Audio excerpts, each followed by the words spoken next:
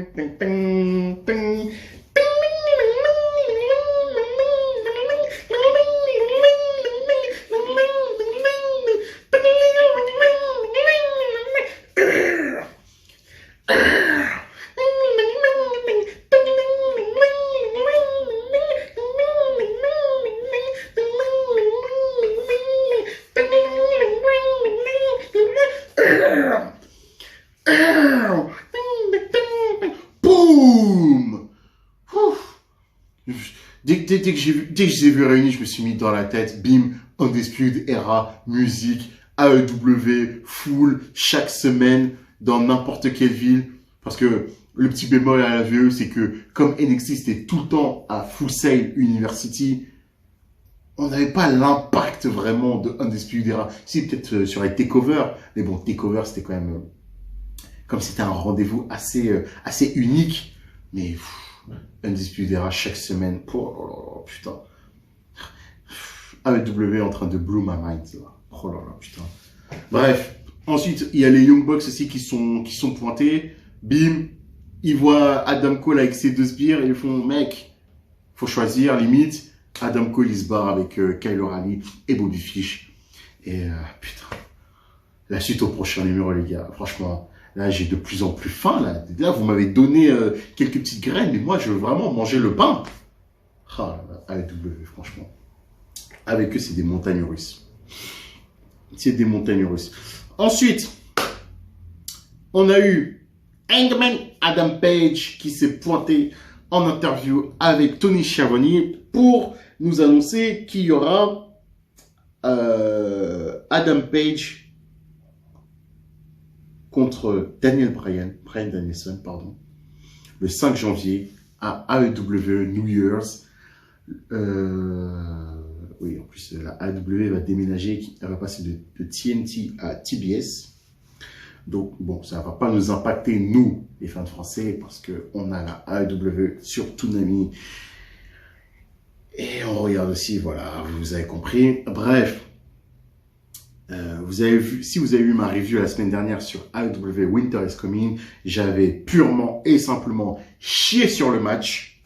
Parce que pour moi, je n'avais pas du tout aimé le match. Parce que moi, j'estimais que Adam Page, qui venait tout fraîchement d'être champion, devait, dès sa première défense, avoir une victoire décisive dès le début. Pour bien l'établir.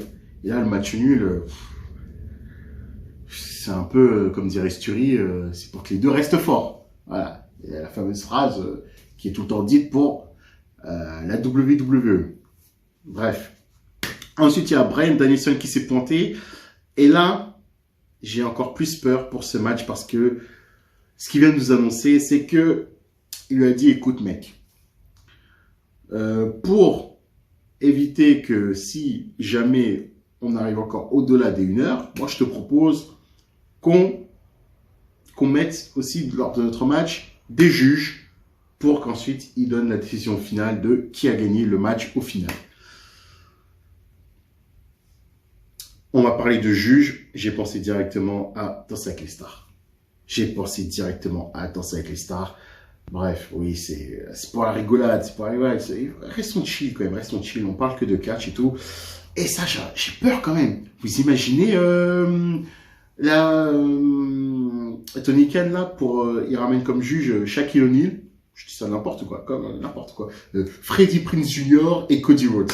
Et les trois, ils vont devoir juger de manière artistique. Or, Hangman Page, selon Shaquille O'Neal, il a fait des moves un peu plus souples et plus artistiques que Daniel Bryan. Freddie Prinze Jr. qui dirait non, les soumissions de Daniel Bryan sont mieux établies, elles sont mieux faites. Je donnerais un 10. Ouais, bref, vous m'avez compris. Ouais, c'est pour rigoler, mais ouais, ça fait un peu plus façon match de boxe quand même. Là, le prochain match qui va se dérouler entre Hangman Page et Daniel Bryan, genre au final, les juges ont donné leur verdict après 60 minutes de match. Le juge Cody Rhodes qui donne, je sais pas, 48-49 pour Adam Page. Parce que c'est sûr, normalement, il devrait y avoir peut-être des critères. Enfin bref, je ne sais pas quoi penser. Et j'ai peur qu'encore une fois, ils vont nous faire un match à rallonge. Alors que j'aurais préféré qu'ils fassent ça en format pay-per-view. Pas en format télé, mais bon. Bref, on va voir ce qu'ils vont nous réserver comme surprise. Ensuite, on a eu un segment du Pinacle. MJF, Maxwell Jacob Friedman, accompagné de sa famille, le Pinacle, Sean Spears, Wardlow, Dax Harwood, Cash Wheeler, et le face turn de Wardlow commence petit à petit à s'amorcer. Encore une fois, MJF qui a balancé une petite pique en disant écoute mec, quand même, je te paye assez cher pour que tu lui assures ma protection, nanana.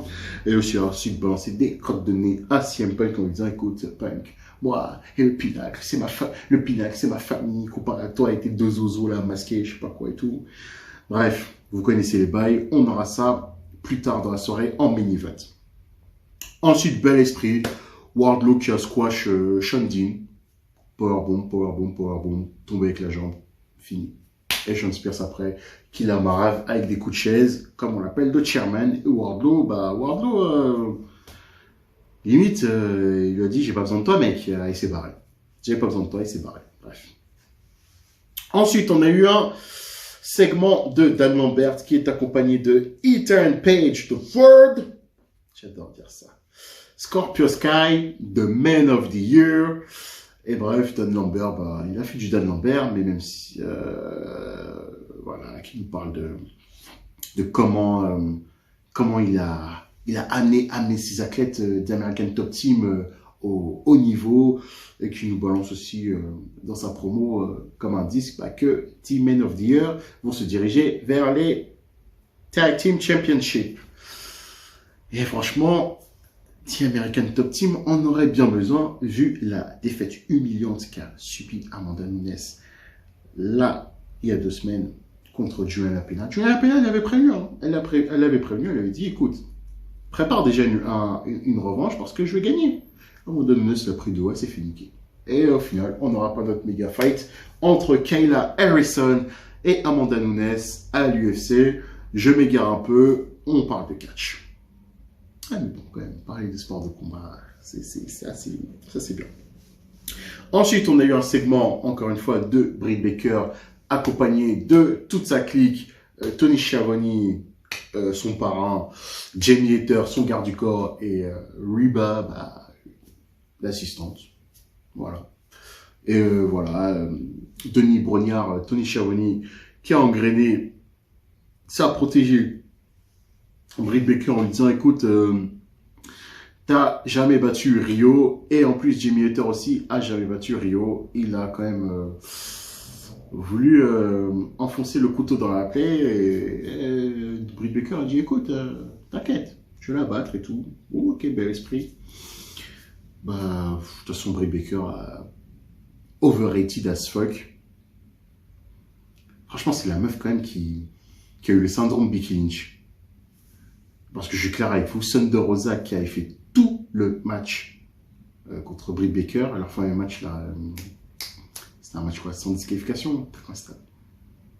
Ouais, de toute façon c'était sans disqualification. Il y avait des punaises, il y avait des tables, le sang il avait coulé. Bref, juste parce que Britt Baker s'est mis à pisser le sang et voilà, c'est devenu une méga star. Alors que Britt Baker est vraiment éclatée au sol sur la ring. Et je n'ai pas peur de le dire, elle est vraiment nulle à chier. Même Mandy Rose est meilleure qu'elle. C'est dire. Vidéoclip du tournoi de la Fondation Art qui va se dérouler sous peu. Tournoi masculin et féminin. Et les finales se dérouleront à Double or Nothing.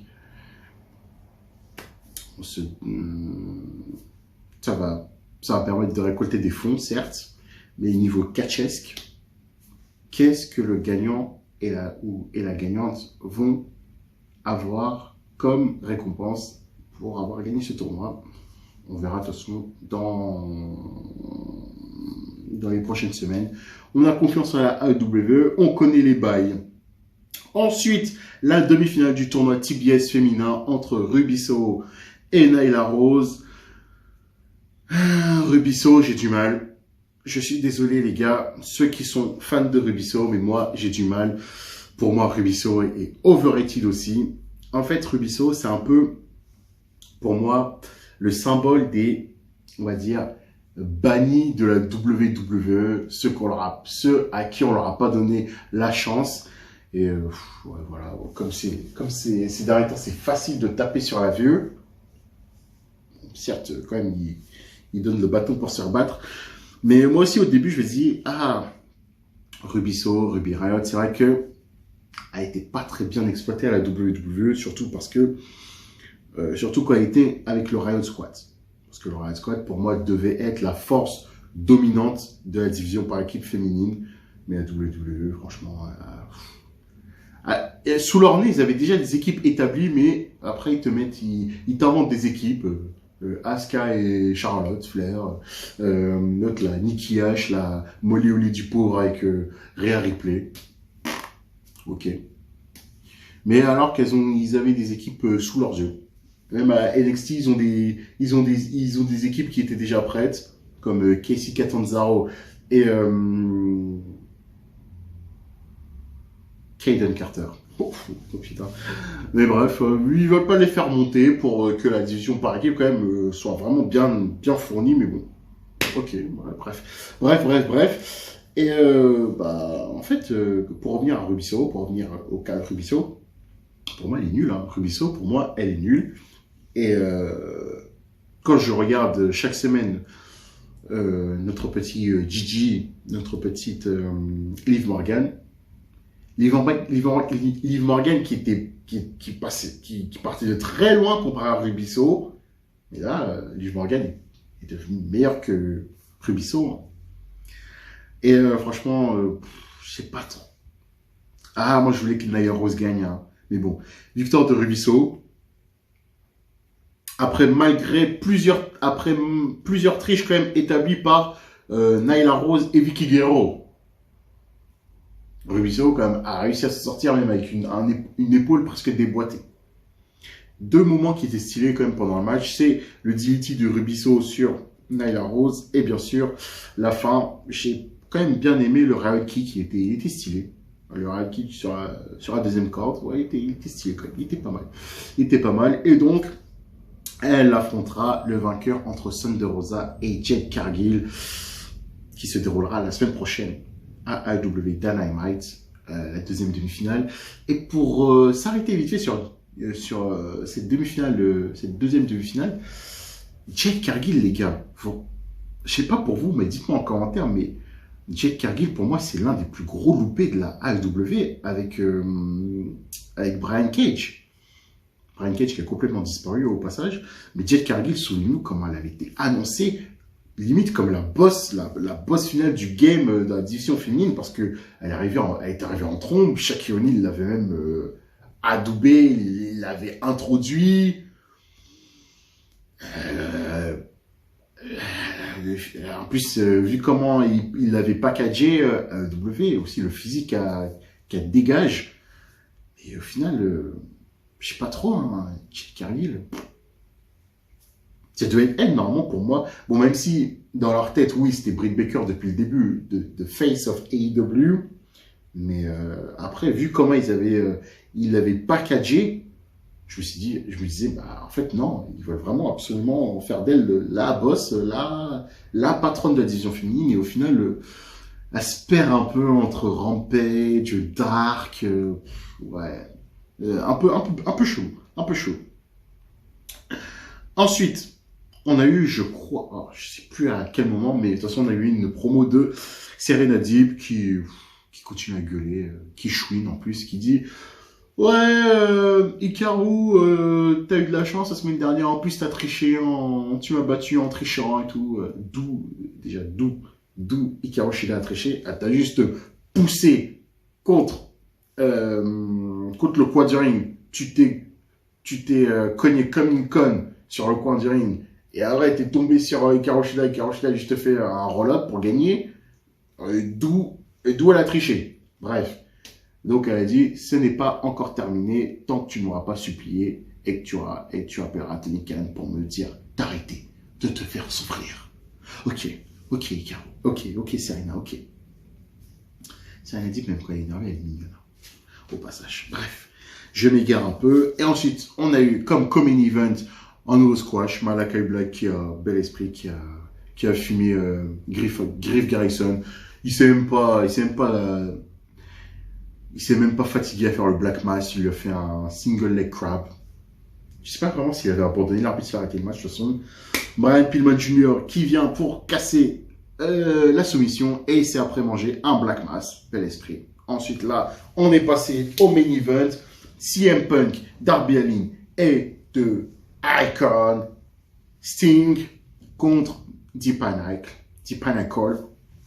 Maxwell Jacob Friedman aka MJF. Cash Wheeler, Dax Harwood, les Triple A World Champion. Match super, je vous conseille de le regarder. C'était un super main event qui a duré une trentaine de minutes, si je me souviens bien. C'était assez fun et surtout MJF qui arrêtait pas de courir pour pas que CM Punk l'attrape. Au final, à la fin du match, MJF allait se manger le finisher de tout le monde, mais comment il s'appelle? Dax Harwood s'est sacrifié pour sauver son patron. Quelle famille. Il s'est mangé un GTS. Scorpion Destroy. Coffin Drop. Victoire de CM Punk, Darby Allin et Sting. Et on termine le show comme ça. Et c'était super. Et encore une fois, AEW, merci. Merci pour ce bon show. Voilà, c'était la review du Connard du Catch. J'espère que vous avez aimé cette vidéo. Commentez-la, partagez-la. Parlez-en à vos amis, qui est un petit gars sympa, qui parle de catch de manière chill. Plus on sera nombreux et plus on pourra discuter de catch ensemble. Je vous souhaite encore une fois de bonnes fêtes de Noël. Et comme on dit dans le jargon, stay tuned. Des prochaines vidéos vont arriver. C'était votre ami le Connard du Catch. Allez, à plus. Ladies and gentlemen, your attention please. Make way